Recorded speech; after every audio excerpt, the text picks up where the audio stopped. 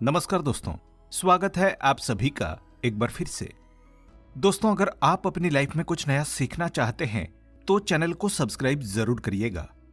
दोस्तों, आज हम आपको बताने वाले हैं कुछ विशेष उपाय। अगर आप रोजाना गौ माता को कुछ चीजें खिलाते हैं तो निश्चित तौर पर खुशियों की झोली भर जाती है। आपके घर में किसी भी चीज की कमी नहीं रहती है, क्योंकि गौ माता को हिंदू धर्म के अंदर विशिष्ट स्थान प्राप्त है।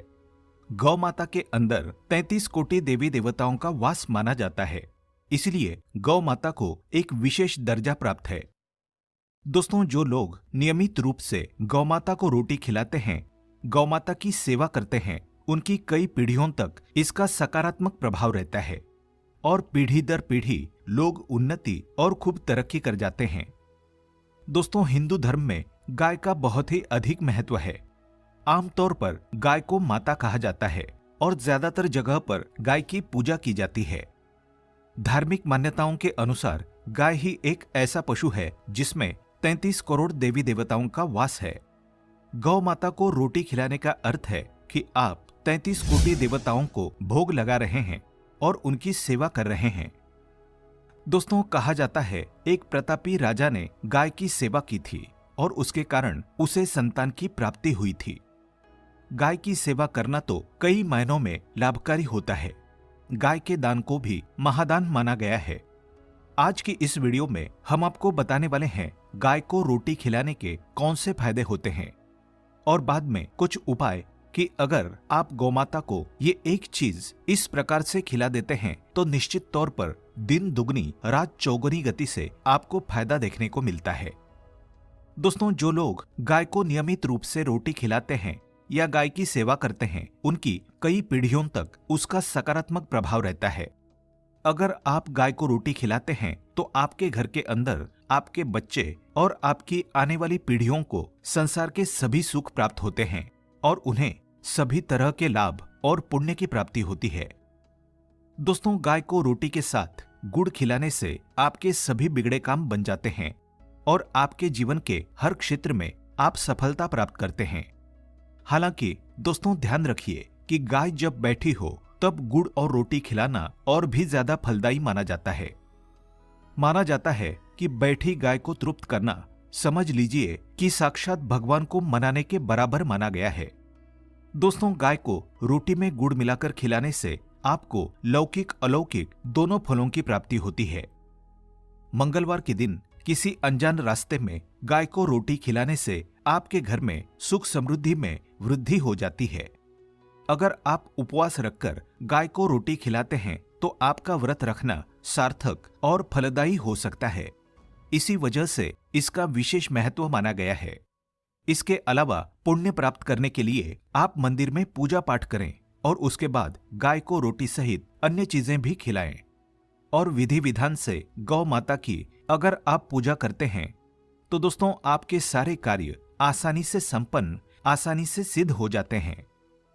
आगे बढ़ने से पहले आपसे रिक्वेस्ट करते हैं कि वीडियो को लाइक जरूर करिएगा, दोस्तों को शेयर कर दीजिएगा और अगर आपने अभी तक चैनल को सब्सक्राइब नहीं किया है तो चैनल को सब्सक्राइब करके बेल आइकन जरूर दबाइएगा।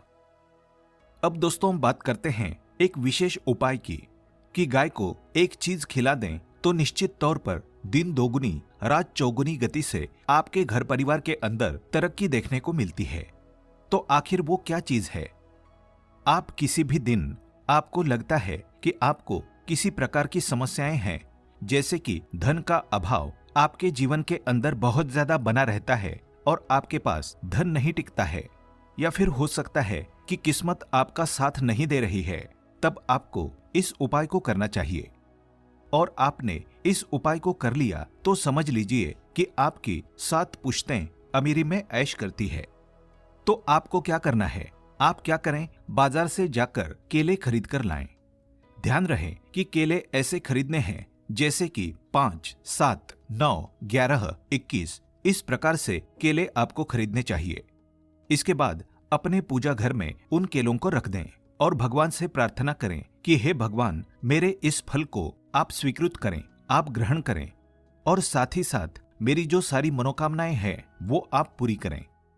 फिर आप एक दीपक जलाएं और दीपक के अंदर आप एक चुटकी हल्दी डाल दें और फिर आप भगवान से यही प्रार्थना करें कि दिन दोगुनी रात चौगुनी गति से वो आपकी झोली को भर दें।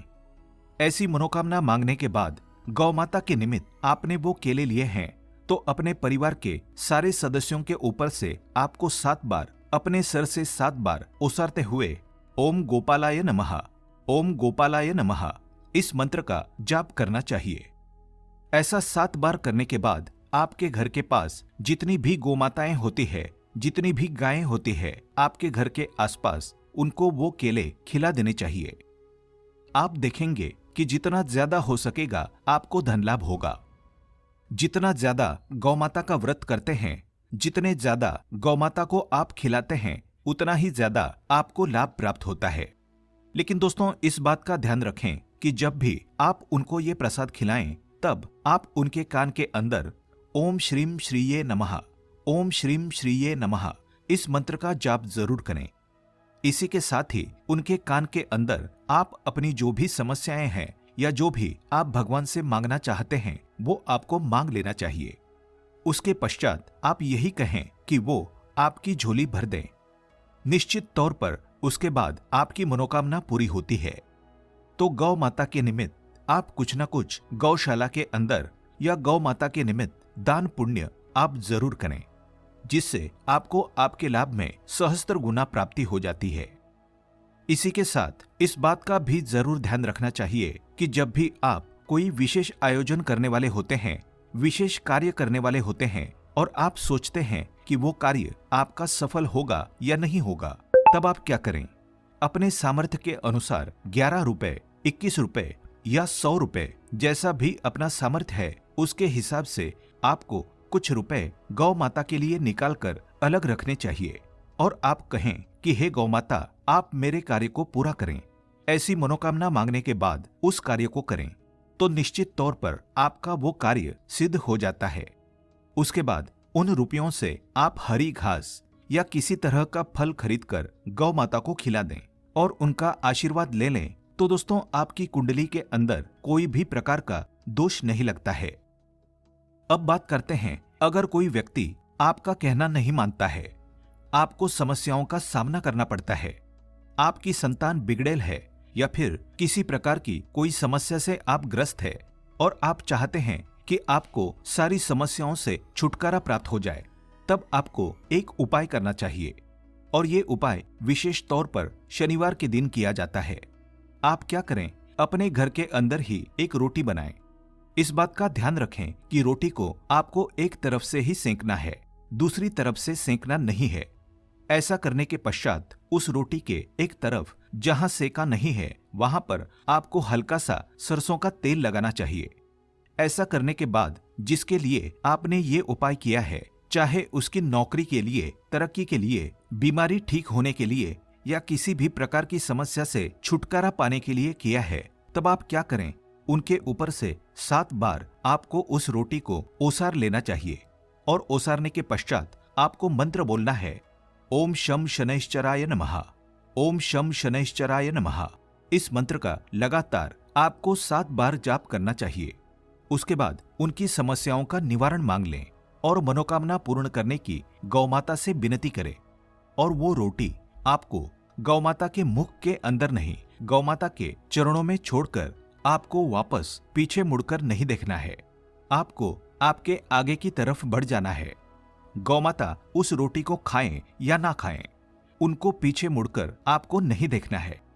आप इस बात का ध्यान रखेंगे तो दोस्तों, आपकी सारी मनोकामनाएं पूरी हो जाएगी और निश्चित तौर पर आपको देवी देवताओं का आशीर्वाद प्राप्त होगा।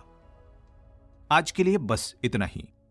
दोस्तों, अगर आपको ये वीडियो पसंद आया है तो वीडियो को लाइक करिएगा, दोस्तों को शेयर जरूर करिएगा और चैनल को सब्सक्राइब करके बेल आइकन जरूर दबाइएगा ताकि आने वाला नॉलेजेबल वीडियो आपको सबसे पहले मिले। दोस्तों, मिलते हैं अगले वीडियो में।